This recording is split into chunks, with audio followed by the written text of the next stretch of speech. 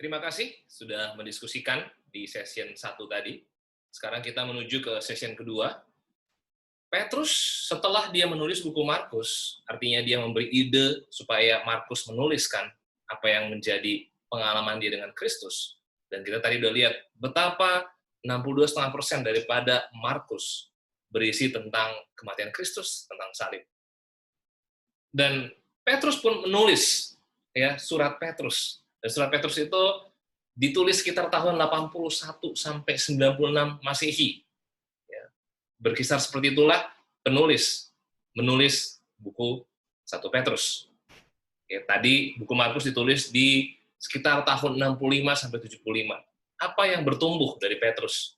Ternyata dia pun menuliskan surat 1 Petrus. Kalau tadi buku Markus berisi 62,5%, sekarang 5 pasal buku Petrus semua berisi tentang kematian Kristus atau tentang salib. Lihat betapa motivated-nya Petrus, betapa Petrus sangat termotivasi terhadap kematian Kristus. Kita lihat apa saja yang dia benar-benar pikirkan. Supaya taat kepada Yesus Kristus dan menerima percikan darahnya, kiranya kasih karunia dan damai sejahtera makin melimpah atas kamu. Ya, 1 Petrus ditujukan kepada brother sisters atau murid-murid yang mereka menghindar dari penganiayaan Roma dan mereka tersebar di Pontus, Galatia, dan kekaisaran Romawi tetap mengejar mereka. Sehingga akhirnya mereka benar-benar teraniaya dan menderita. Tetapi di 2 ayat pertama, Petrus menulis, jangan lupa, kamu sudah menerima percikan darah Kristus. Maka itu kiranya kasih karunia yang melimpah-limpah, damai sejahtera melimpah-limpah, melampaui penderitaan yang kamu alami. Itulah isi pikiran Petrus. Lalu apalagi ayat 11, memberi kesaksian tentang segala penderitaan yang akan menimpa Kristus dan tentang segala kemuliaan yang menyusul sesudah itu. Ya, bicara tentang siapa ini? Tentang nabi-nabi yang dari dulu perjanjian lama.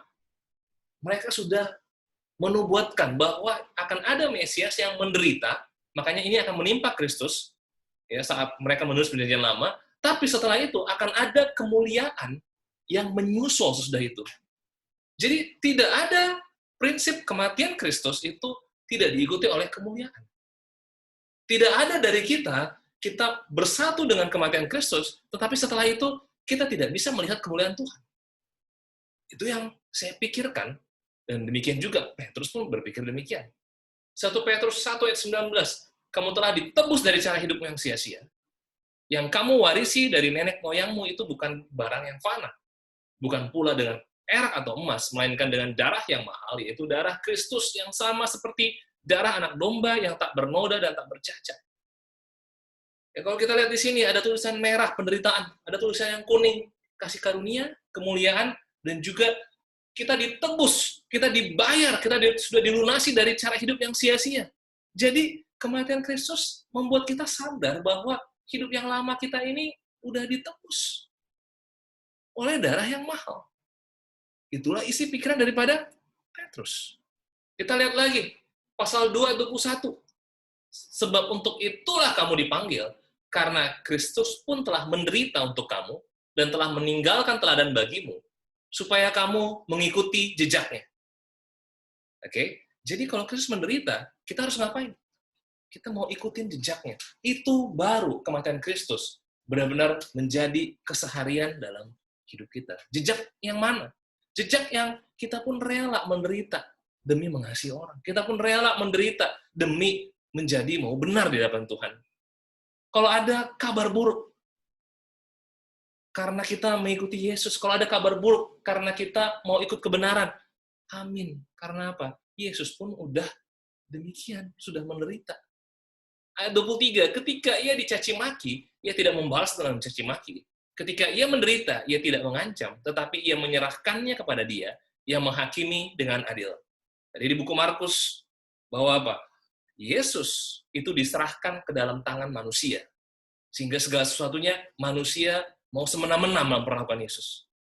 Tapi waktu dia diserahkan ke dalam tangan manusia, dia pun menyerahkan dirinya kepada Bapa karena dia tahu hanya Allah Bapa yang bisa menghakimi dengan adil.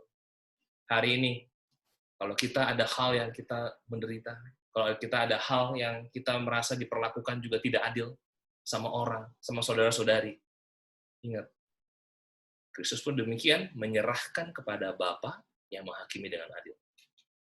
1 Petrus 4 ayat 13, sebaliknya, bersukacitalah sesuai dengan bagian yang kamu dapat dalam penderitaan Kristus, supaya kamu juga boleh bergembira dan bersukacita pada waktu Ia menyatakan kemuliaannya. Kenapa? Tidak ada penderitaan yang kita alami karena kita menjadi murid Yesus, lalu kita menderita, tapi tidak ada yang tidak disertai dengan pernyataan kemuliaannya.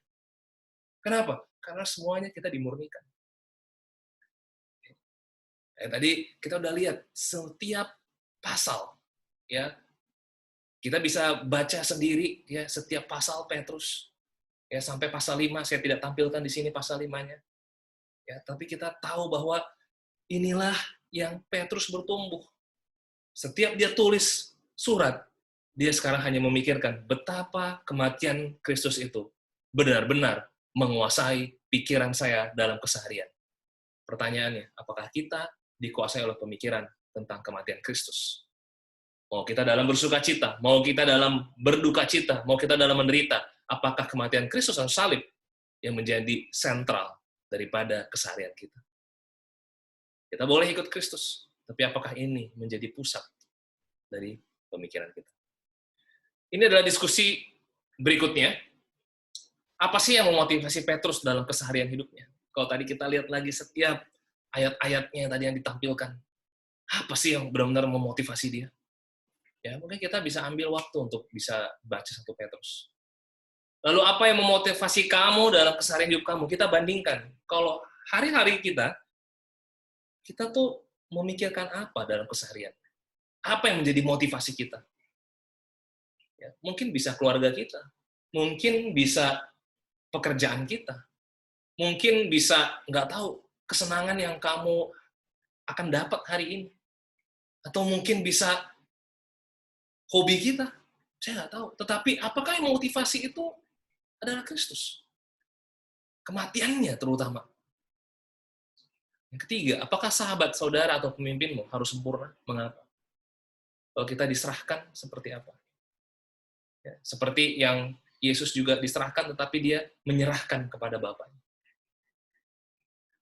Bagaimana prinsip salib akan memimpin dan mendamaikan kamu saat kamu menderita atau bergumul. Bagaimana prinsip salib akan memimpin kamu? Kalau tadi Petrus, dia benar-benar membiarkan dirinya dipimpin, dan dia ingin sekali jemaat di Pontus, Galatia, ya, Kapadokia, itu benar-benar ingat lagi, kamu sudah dimurnikan oleh darah Kristus yang mahal. Pertanyaan berikutnya, apakah kebahagiaan saya masih didefinisikan oleh apa yang sedang atau sudah saya lakukan? Apa yang orang lain katakan tentang saya? Ya, apa yang sahabat atau keluarga saya katakan tentang saya? Atau karena mau sependeritaan dengan Kristus? Mari kita renungkan di Jumat Agung ini. Kebahagiaan saya itu di mana sih? Kenapa? Karena tadi Petrus berkata bahwa kalau saya menderita demi Yesus, itu adalah kebahagiaan. Wow. Kita nggak mau kematian Kristus menjadi sia-sia. Ya, karena darahnya sangat mahal. Karena kitalah yang selalu dipikirkan oleh Yesus. Ya, pertanyaan terakhir, melalui Jumat Agung ini, apakah kita mau menjadi partner penderitaannya? Penting untuk kita merenungkan, penting untuk kita berdiskusi, mari kita menyemangati satu sama lain. Di momen-momen bulan-bulan seperti ini, kita ingin sekali justru kematian Kristus yang menjadi pemikiran, fokus keseharian kita. Amin. Biarlah damai sejahtera Tuhan, kemuliaan Tuhan yang menyertai kita semua. Saya mau ajak kita berdoa sama-sama. Tuhanlah Bapa, kami ucap syukur Tuhan untuk hari ini. Biarlah kita semua brother sisters bisa merenungkan kematian Engkau. Terima kasih untuk buku Markus dan surat Petrus yang benar-benar mendalami Tuhan tentang kematian Engkau. Dan biarlah cara pikir kami, cara kami mengasihi, cara kami menghadapi penderitaan, benar-benar kami ambil semuanya supaya kami bisa mengikuti jejak Engkau, menjadi partner penderitaan seperti Engkau, Bapa. Segalanya Bapak, di dalam nama Yesus kami bersyukur. Amin. Oke, sesudah ini saya akan berikan kepada pemimpin grup masing-masing untuk bisa memimpin kita di dalam komuni, ya, setelah kita berdiskusi dari sesi yang kedua ini. Terima kasih, Tuhan Yesus memberkati.